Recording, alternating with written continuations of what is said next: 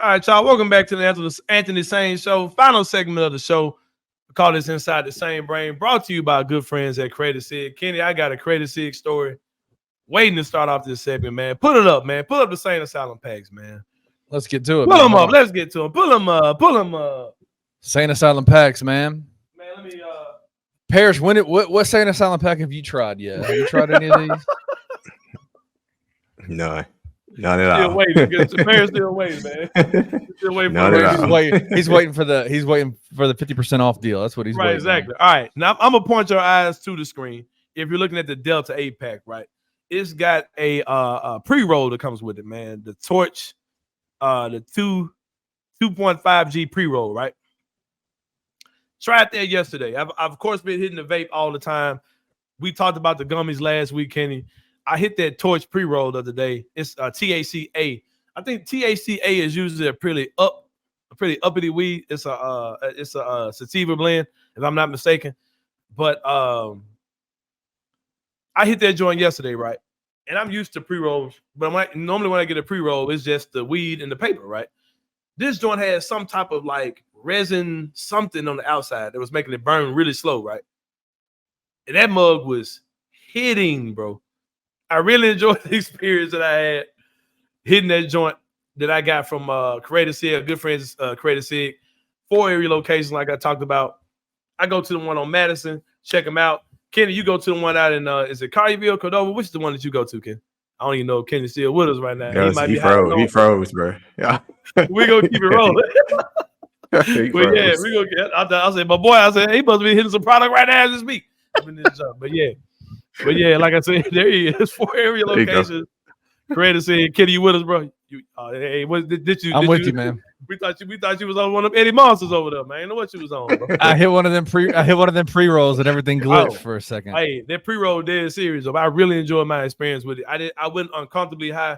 I was right where I wanted to be. It lasted like I wasn't feeling high to hold for hours, but I could tell it was still, there. You know what I mean? So it was a really enjoyable high. Check that out. Ask for it by name. It's the THCA Torch pre-roll. Get that joint when you get it's part of the Saint Asylum pack where you get 3 items. Like I said, you get a pre-roll, you get a vape of your choice, you get a pack of gummies of your choice. All those are super awesome. On the nicotine side, you get any wave bar, any Ursa hand kit, any 60 milliliter theory or 30 milliliter salt nick for all my salt nickers out there. Make sure y'all pick that up, man. The Saint Asylum pack.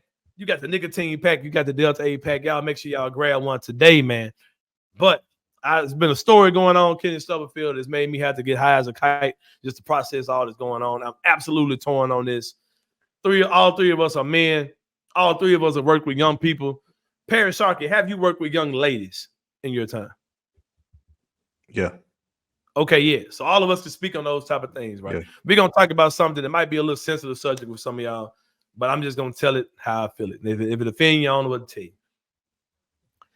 There's a video going around, Kenny Stubblefield, Parrish Sharkey, of a gentleman, formerly a teacher. This appears to be middle school that he's teaching just by looking at the age of the girls. He looks to be a fairly young guy. Looks like he's probably about 23, 24 max, something like that. Fairly young teacher. All accounts that I've seen, everyone has talked about, they've said this guy is an amazing teacher, that the kids in this school, boys and girls, really relate to him. Super creative. They say he's just an amazing guy, has personal relationships with everyone. Just one of those new cutting edge teachers that are doing new methods, using new methods to reach new generation of kids, right? This brother made a fatal mistake. When I say fatal, I don't mean life or death, but his career as a teacher in his particular state is now ended, because I believe his license was ended in his entire state that he lives in because of a situation where a video posted to his social media. He's a social media influencer as well, and we'll get into that. But he posted a video.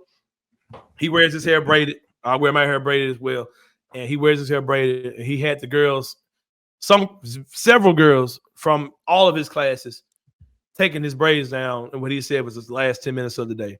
And I'm going to paraphrase how my best understanding of what happened. It seems like throughout the day, he was recruiting his team that was going to come unbraid his hair, right? Like, hey, you from first period, like I need you. Like, who is your last period teacher? I'm gonna reach out to her, and all the girls had to have did the work for the day, good conduct, all these type of things. And he got permission from all their teachers for them to come back to his last class and all take his hair down. He had an appointment after school. Quick black people stuff. People who braid hair charge you more if they got to take your hair down. Then they charge you again. They got to wash your hair. So he saved a little money to take his hair down. He had these girls take his hair down. All right.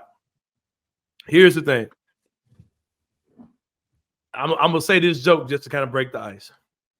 When it comes down to dealing with teenage girls or middle school girls or underage girls, anything that would terrify me as a man to have to do in jail, I'm not going to invite a teenage girl to do. That's a good way to put it. If I were in jail, okay, in Summerfield, and some dude was like, "Hey man, come take my braids down." That would be not gonna be able to do it. That would be the scariest shit in the world. It would be the scariest shit in the world. Enough for me to have. All right, so here's my thing, and I've seen a lot of people say, you know, that just shows the level of comfort they have, the level of community, the level of family they have, the level of love they have for this teacher. I understand all of that, right? Yep. But if his job is to be the best teacher he can be for these girls, these young ladies, he put himself in a horrible position. He wasn't doing his part to protect his job or protect those girls. Yep. Yeah. And I'm like, man, if you want to be a teacher, be a teacher. If you want to take your teaching elements and make that a fire ass social media content thing, I've seen that too. I've seen a lot of them. I've seen some of them fine as hell. I'm gonna send you some links. Can anyway, don't worry about it. No, I'm saying anyway. If that's what you're doing, right? But it's kind of hard to be both, bro. Unless you're making it strictly focused on school stuff. Because he does all types of videos. And I'm not gonna get into one video that he put out that was out of bounds. You know what I mean? I don't know how old he was at the time when he made this video. I don't know if he was. I hope he wasn't a teacher at the time for the video I've seen. I'm not going to reference that. You go find it. It's out there if you want to go find that video. But I think the brother, me personally, because I talked to a couple of people. I talked to my boy Savage on Twitter, right? I said, Savage, I need your opinion. I said, I don't want to talk on Twitter. Let me call you. Savage is a man. He's a father. He's an educator. And he's been a young teacher, right? He hit the nail on the head. He was like, man, he ain't got no mentors. A mentor would have told him, nah, man, I understand your heart. I understand your desire to do whatever. I'm not accusing this dude of nothing freaky. I'm not accusing him of being a pedophile. Not accusing him of crossing any lines with these girls that he teaches, right? But it's just certain things that, being naive. Being naive. Yep. You know, Kenny, working with these kids, working with these girls, it's just certain stuff you don't do, man. When I was working with these young ladies, and another element that is totally being left out, a lot of people aren't talking about. These girls get crushes on you, whether you want them to or not, bro. Like that happens. Kenny, you got stories.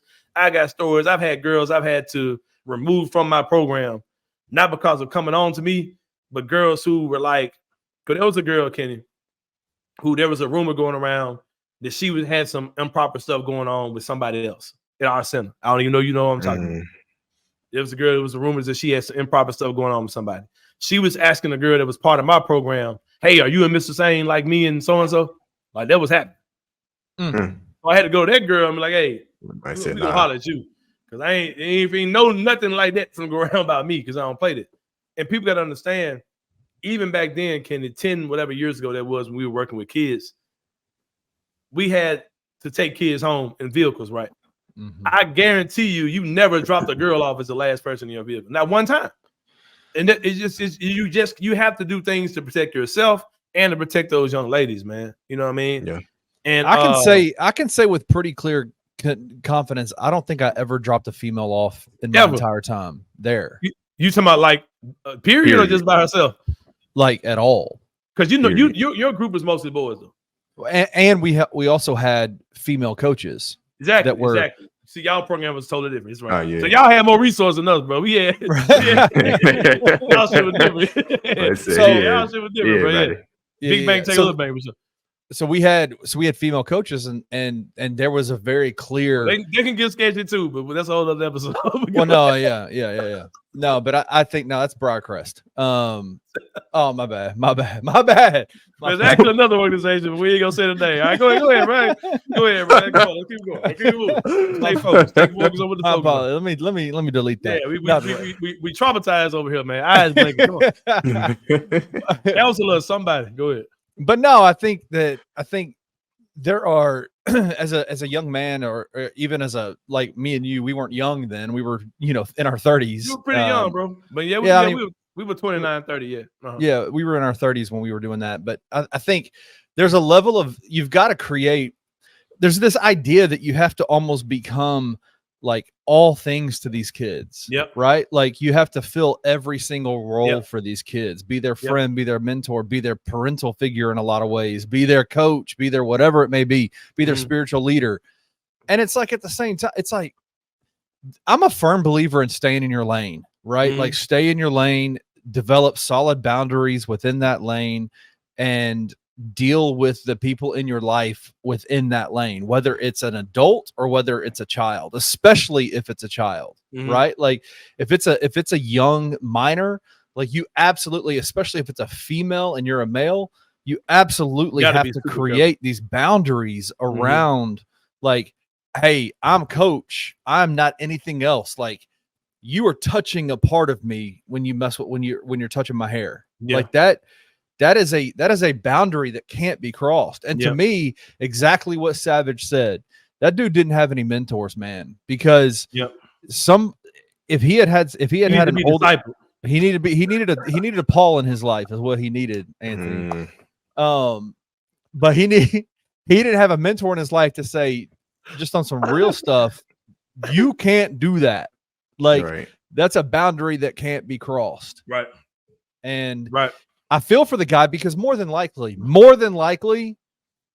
this guy is probably a great guy and probably meant nothing bad by what he did. Probably wouldn't harm them girls in the slightest. But here's the problem.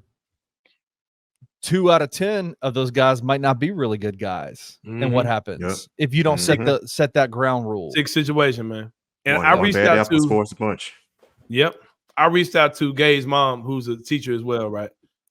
And she works with special needs kids, and she can tell you a whole nother list of stories of just because these kids oftentimes aren't able to articulate or defend themselves or really express what's going on. So there's another level of precaution you have to use in that field, right?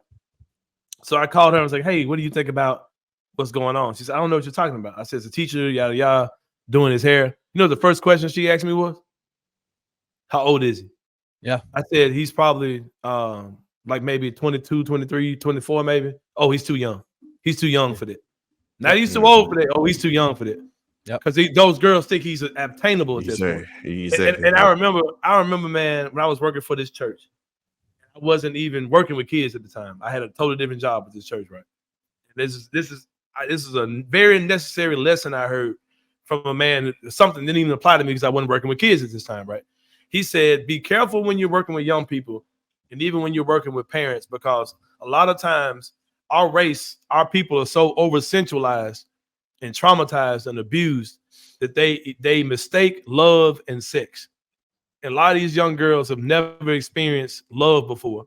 So their response to, okay, this person loves me, I owe them something. Only way I can pay them back is with my body.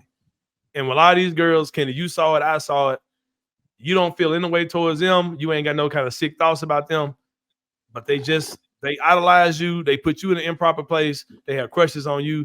And my man just was not in a good place. Even when he was reading those group text messages, I was like, that level of intimacy is kind of strange.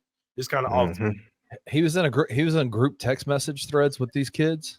Yeah. I don't know if it was DMs he was reading. Numbers. Yeah. I don't know, but you know, like, bro, we had these kids' numbers like that. We didn't. I had your mama number. Yep. You know what I mean? When I was in the mentoring program, I had your parents. I contacted your parents first. I didn't contact you. I had nothing to talk to you about. I felt for the kid. I felt for that kid when I first saw that video. I haven't read much about it since and kind of what's come out with it. You talked about this video that you're not going to reference, but it's out of bounds a little bit, maybe. Yeah. A lot being, but you know, being in a group message, man, like that. That man was I don't know. playing He with was reading. fire. He was reading. Fire. He was reading responses from the kids. So I don't know those individual DMs he might have been getting on Instagram. He's a social media guy.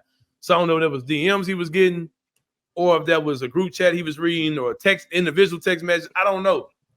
But you talk to women, they'll say, "Nah, that's a little bit too much." Because someone might you're say, playing with fire. Yeah, if someone might knew, say, I guarantee you, somebody's like calling him my boo or my baby, or I think it's some of that type of stuff going on.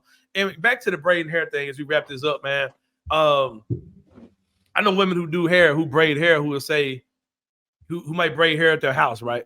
Who might say, I don't braid guys' hair. Like, I don't, that's too intimate. Like, no, I don't, you're not coming to my house. It's just me and you, and I'm on, no, you ain't doing none of that. Like, hey, and I get that, you know what I mean? Like, it can be a pretty intimate experience, bro, depending on the level of comfort you got with your braider or whatever, you know what I mean? Mm-hmm. So, like I said, man, I'm not trying to make it a sexual thing. Like, he crossed any boundaries on that level with them, but it's just a horrible look, man. It's definitely not something I would turn a camera to and hit record and put out there for the whole world to see, for sure.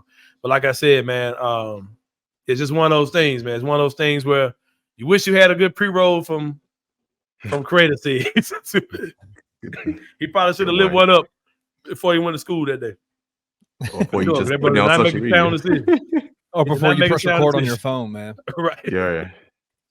I'm kind of grateful. I'm kind of grateful that he recorded it, though, even though it was kind of dumb of him. People need to learn from that, man. Like, he has to learn from that shit. Yep. Like, yep. I can guarantee you that will never happen again. No. Never. No way. Nah. No way.